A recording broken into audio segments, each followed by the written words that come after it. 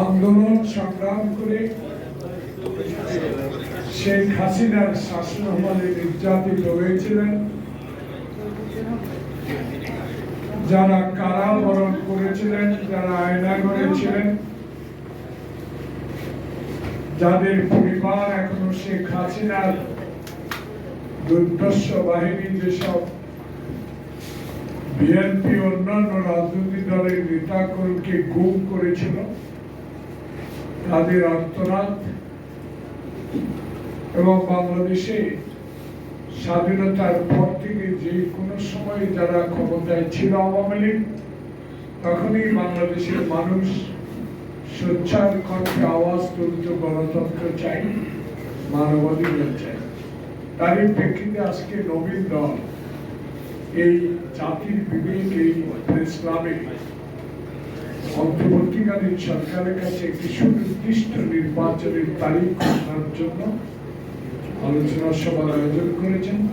এই আলোচনা সভায় দীর্ঘক্ষণ আপনারা কষ্ট করে যারা শ্রোতা, যারা সংবাদপত্রের সংবাদ সংগ্রহ করেন, কষ্ট করছেন, নবীন দলের হুমায়ুন তালুকদার এবং শরীরের পক্ষ থেকে আপনাদেরকে আন্তরিক অভিনন্দন জানাচ্ছি। আমি জানি আপনাদের আরেকটা কর্মসূচি আছে। এই কর্মসূচিটি একটু আগে আমাদের সভ্য বলেছিল যে বাংলাদেশে ইচ্ছাকৃতভাবে বিচার বিভাগের দেওয়া আইনকেও, রায়কেও অনেকে অবহেলা করছেন। আজকে আমার অত্যন্ত দুই পাশে এবং বাম পাশে তিনজন নেতা আছেন যারা অত্যন্ত বলিষ্ঠ ভূমিকা পালন করেন এবং পালন করেছিলেন। আব্দুল সামাদ আজাদ, সবু আলী, রুমা সহ নেতৃবৃন্দ। প্রিয় বন্ধুগণ, বক্তব্য দীর্ঘায়িত করব না। বিবেকের কাছে একটি প্রশ্ন,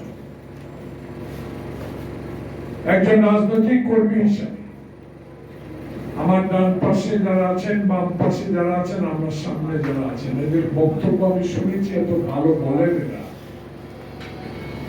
একটা জিনিস স্পষ্ট হয়ে গেল, 9 মাস পরীক্ষায় উত্তীর্ণ হতে পারেন না এই সরকার। যে পরীক্ষার জন্য, যে দাবির জন্য, যে অধিকারের জন্য রাজপথে আমরা লড়াই করেছি হাসিনার বিরুদ্ধে, সেই লড়াই আমরা আমাদের সকলের সমর্থন নিয়ে জুলাই বিপ্লবের যে সফলতা, সেই সফলতাকে আজকে যেন কেমনি ম্লান করে দিচ্ছে অন্তর্বর্তীকালীন সরকার। বিষয়টা গুরুত্ব সহকারে বিবেচনা করতে হবে। আপনার কাছে তো পাওয়ার কিছুই নাই। সালাম, সপু, রুমা, পারভেজ, আমাদের হুমায়ুন, সোহেল, আপনার কাছে এমপি হতে চাই না, আপনার কাছে ধন দৌলতও চাই না, আপনার কাছে ঠিকাদারিও চাই না, আপনার কাছে লুটের টাকার ভাগও চাই না। আপনার কাছে আমরা চেয়েছি একটাই, যারা আত্মহত্যা দিয়েছে হাসিনার আমলে, যারা কারা নির্যাতন করেছে, আমার নেত্রী বেগম খালেদা জিয়াকে বিনা কারণে আপনি কারাগারে রেখে হত্যার প্রচেষ্টা করেছিলেন, তাদের একটি দাবি, আপনাকে ক্ষমতায় সরকারে বসানো হয়েছে, এই দেশের মানুষকে একটি সুন্দর নির্বাচন উপহার দেওয়া। দুঃখ, আমরা এতগুলো রাজনৈতিক কর্মী প্রত্যেক দিন, কালকে খুলনা বলেন, চট্টগ্রামে বলেন, আমাদের রিজভী সাহেব একটা মুখপাত্র সর্বক্ষণ সারাদিন একই কথায় সরকারকে কর্ণগোচর করছেন যে আপনারা বিলম্বিত না করে দেশে একটি সুষ্ঠু নির্বাচনের ব্যবস্থা করেন। কবে দেবেন নির্বাচন? আজকে রোববার, সোমবার, মঙ্গলবার, বুধবার, বৃহস্পতিবার, শুক্রবার বলে দিতে অসুবিধাটা কোথায়? আমার মনে হচ্ছে, আমি একজন ক্ষুদ্র রাজনৈতিক কর্মী হিসেবে, একজন মুক্তিযোদ্ধা হিসেবে আমার বিবেকে এই কথা এখন মনে হচ্ছে যে সরকার নির্বাচন নিয়ে তালবাড়া শুরু করেছে, কারো ইশারায় কাউকে আরো শক্তি জোগাড় করার জন্য একটা ব্যবস্থা করছে।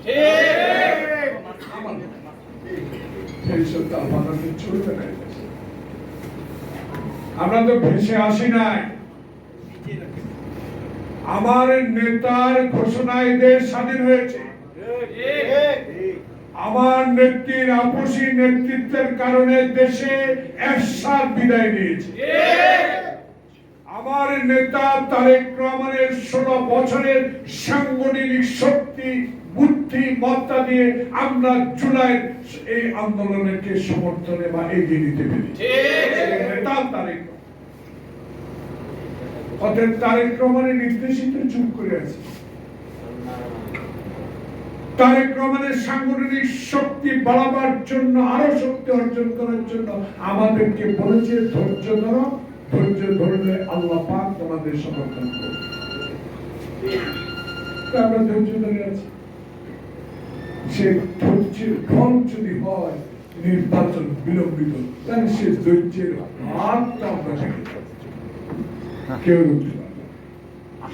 1012 যদি মির্জা ফখরুল ইসলাম, আব্বাস গয়সর, আমির খসরু, বাবু গয়েশ্বরচন্দ্র রায় সবাই যদি চিৎকার দিয়ে আমাদেরকে বলে যে এখন চুপ করে থাকো, আমরা চুপ করে থাকবো না, কারণ নির্বাচনের জন্য আমরা মাঠে নামবই। যদি সম্ভবত তো নির্বাচন আপনাকে দিতে হবে। আর কত সময় কাটবে? কালকে পত্রিকা দেখলাম 90,000 কোটি টাকা এই কয়েক মাসে আবার নাকি লুট হয়েছে। কারা ভাইলেন ভাগ বাটোয়ারা? এখন তো হাসিনা নাই।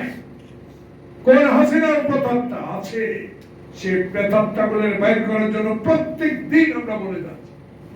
আব্দুল আমিন চলে গেছে কি তদন্ত কমিটি, কিশোরগঞ্জের কেএসপি, ওএসপি, ওই ইমিগ্রেশন, কি চাকরি নট, কি সাম্য করে গেছে, কি প্যান্সিলের খানা কয়েকজনকে ধরে নিয়ে আসে।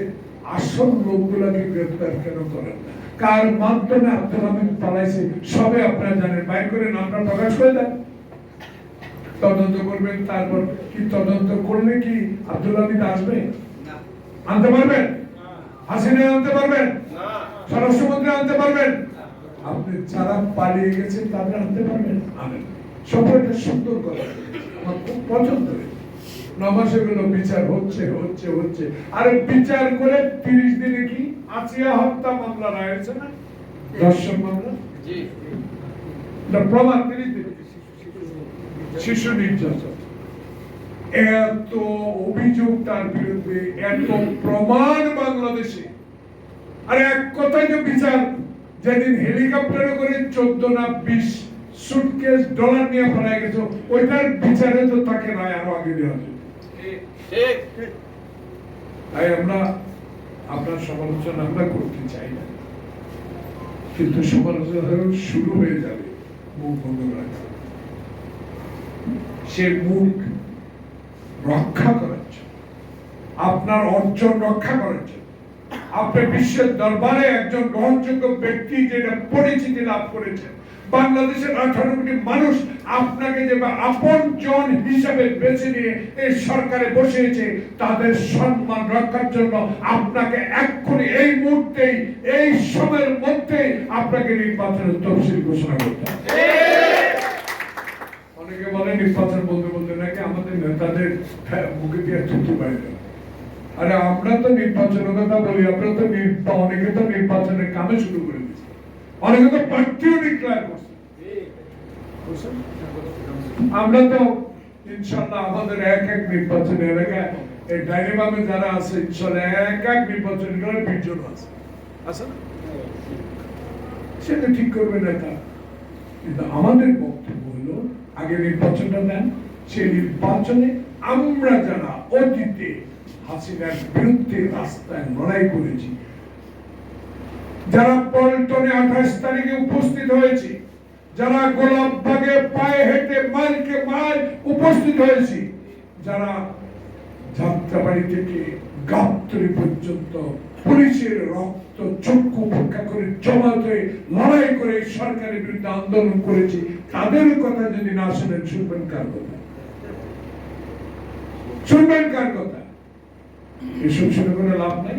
আসুন আপনার সম্মানে আপনি সম্মান নিয়ে থাকেন। আমরাও যেন তারেক রহমানের সেই বলেছে আমি সরকার গঠন করার জন্য না, ক্ষমতায় যাওয়ার জন্য নয়, আমি বাংলাদেশে মৃত ব্যক্তির ভোট বন্ধ করে সুষ্ঠু নির্বাচনের মধ্যে দিয়ে জনগণের রায় যেই দল ক্ষমতা আসবে তাকে আমি সমর্থন করব। অতএব আসুন একটি নির্বাচনের তারিখ ঘোষণা করুন। সবাই ভালো থাকুন। আসসালামু আলাইকুম ওয়া রাহমাতুল্লাহি ওয়া বারাকাতুহু।